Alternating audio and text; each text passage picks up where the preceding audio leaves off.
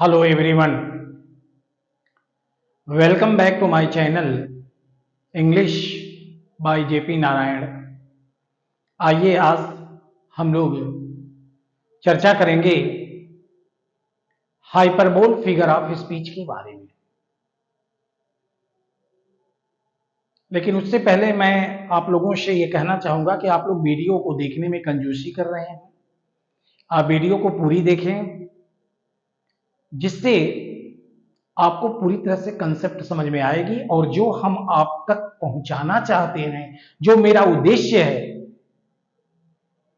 आप तक वीडियो को पहुंचाने का, और साथ में जो है जो चीज कंटेंट है उस कंटेंट से आपको अवगत कराने का, वो तभी जाके पूरा हो पाएगा।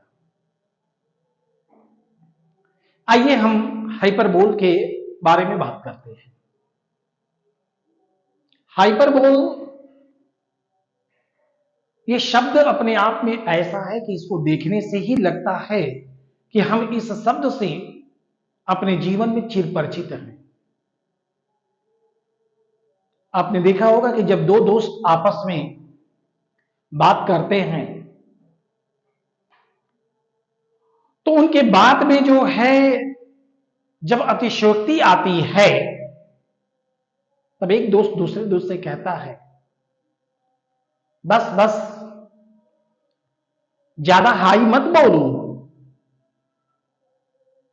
ज्यादा हाई मत फेंको, हाई मत बोलो, हाई बोल, हाई बोल मत बनो। और उसी तरह से बन गया है हाइपरबोल। हालांकि इसको शुद्ध रूप से हाइपरबली बोला जाता है, लेकिन चलिए ठीक है, हाइपरबोल। तो देखा आपने कि अपने जनजीवन में जो है हाइपरबोल शब्द से हम लोग परिचित हैं। अक्सर बोल देते हैं कि हाई मत बोलो, हाइपर मत बोलो, हाइपर बोल मत बनो। तो उसी तरह से हाइपर बोल आ गया। चलिए अब हम बात करते हैं डेफिनेशन के बारे में।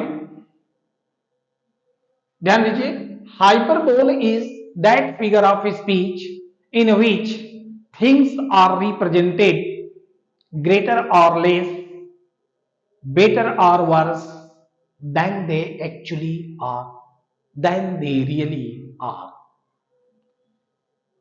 जो मैंने आपको डेफिनेशन दिया, that definition is already mentioned here। hyperbole is that figure of speech, अतिशयोक्ति वह अलंकार है, इन विच जिसमें थिंग्स आर रिप्रेजेंटेड वस्तुओं को प्रस्तुत की जाती है, बेटर ग्रेटर और लेस, या तो सबसे बड़ा या तो सबसे छोटा, बेटर और वर्ष या तो बहुत अच्छा या तो बहुत बुरा, देन दे एक्चुअली आर जैसा वे होते हैं। यानी अतिशयोक्ति अलंकार में वस्तु की स्थिति को बहुत बढ़ा चढ़ा कर कहा जाता है, उसकी वास्तविक रूपरेखा से बहुत ज्यादा, इतना बियॉन्ड द लिमिट, एक सीमा से परे।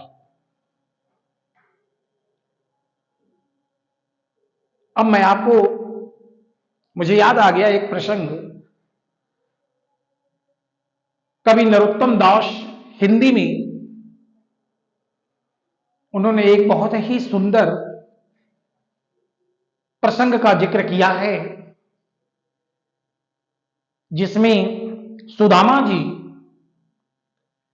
अपने मित्र श्री कृष्ण के द्वार पर जाते हैं और जब उनको देखते हैं तो उनकी दयनीय दशा को देखने के बाद उनको इतनी ग्लानि होती है, इतना दुख होता है उनकी दयनीय दशा को देखकर कि श्री कृष्ण भगवान रोने लगते हैं। कवि का जो है भाव है, व्यक्त करने का जो है उसका तरीका है, कैसे वो व्यक्त करते हैं।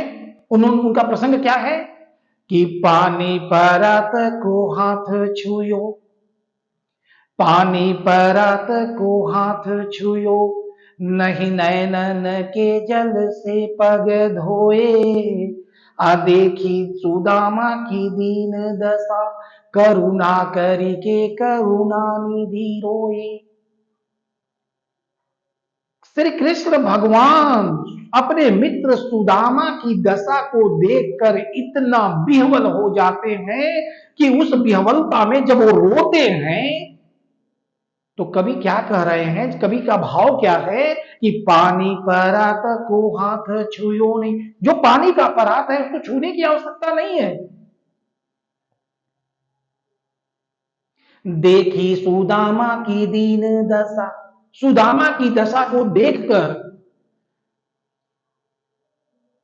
देखी सुदामा की दीन दशा, करुणा करी के करुणा निधि रोए। करुणा निधि अर्थात श्री कृष्ण जो है इतना रोते हैं, इतना रोते हैं कि उनके नैनन से जो आंसू की धारा बह रही है उसी से जो है पैर धुल जा रहा है। पानी का परात जो है छूने की तो आवश्यकता ही नहीं है। कवि का भाव है ये।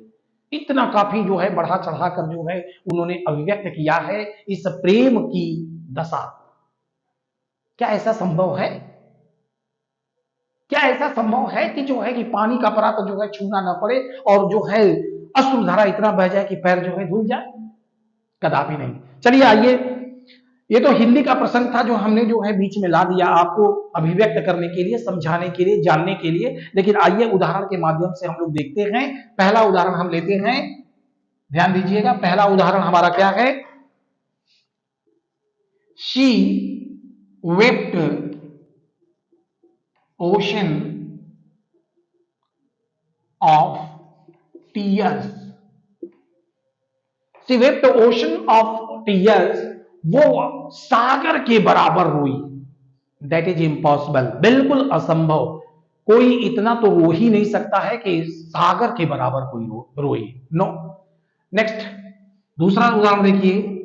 Reverse of blood flowed in the battle field. खून की नदियां, खून की नदियां युद्ध के मैदान में बह गए। युद्ध के मैदान में, in the battle field rivers of blood flowed, खून की नदियां बह गई। असंभव, इम्पॉसिबल, ऐसा हो नहीं सकता है। खून की नदियां, एक नदी तो बह नहीं सकती है, खून की नदियां कहां से बह जाएंगी? हाईली एग्जैजरेटेड स्टेटमेंट है, अतिशयोक्ति अलंकार है। ऐसा हो नहीं सकता है कि खून की नदी बह जाए। आगे देखिए, तीसरा सेंटेंस का मैं जिक्र करता हूं। All the perfumes of Arabia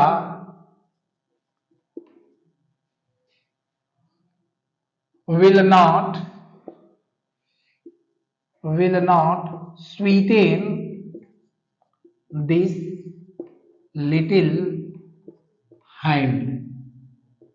देखिए वो ये वाक्य जो है थोड़ा बड़ा है, हो सकता है कि इसका कंटेक्स्ट, इसका प्रसंग भी जो है थोड़ी बड़ा हो जाए, लेकिन आप घबराइएगा नहीं, इसको जो है जानने का चेष्टा कीजिएगा।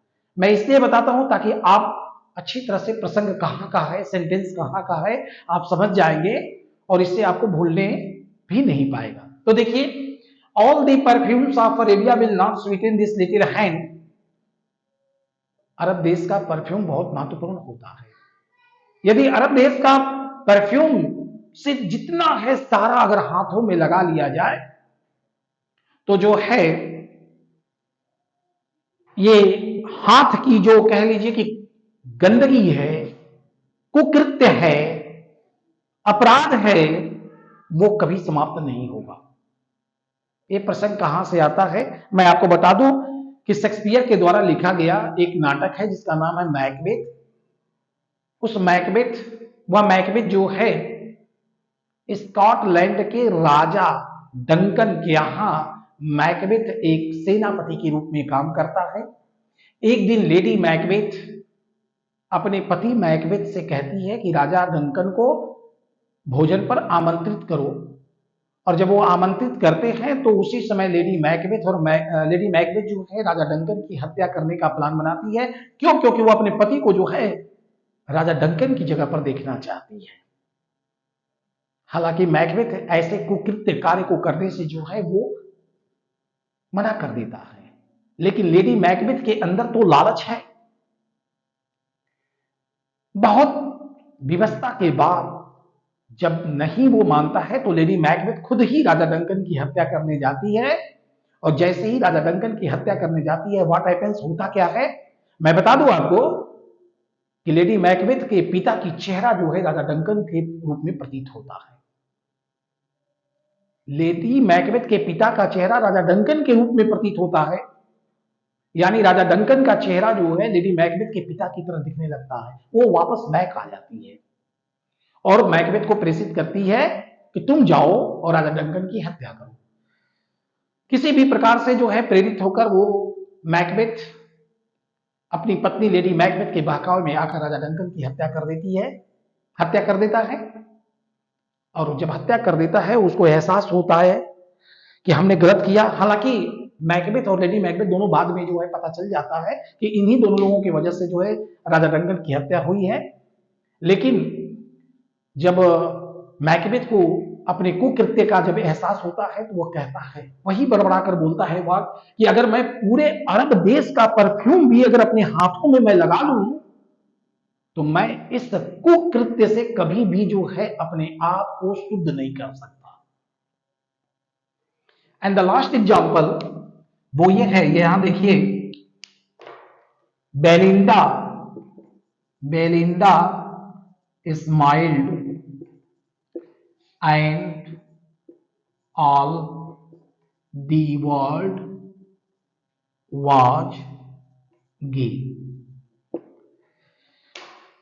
इसमें बेलिंडा, इस वाक्य में बेलिंडा नाम की एक लड़की है जो बहुत ही खूबसूरत है, बहुत ही खूबसूरत है। उसके पास अनेकों अदाएं हैं, उसकी खूबसूरती बढ़ चढ़कर है। वो मुस्कुराती है और सारा संसार मुस्कुरा देता है। बेलिंडा ने मुस्कुराया और सारा संसार मुस्कुरा दिया। Is it possible? क्या यह संभव है?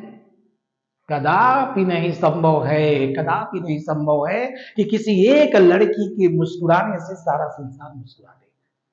बेलिंडा ने मुस्कुरा दिया और सारा संसार मुस्कुरा दे, कभी हो ही नहीं सकता। This is beyond the limit, यह एक सीमा से परे है। दिस इज एग्जैजरेटेड, ये अतिशयोक्ति है।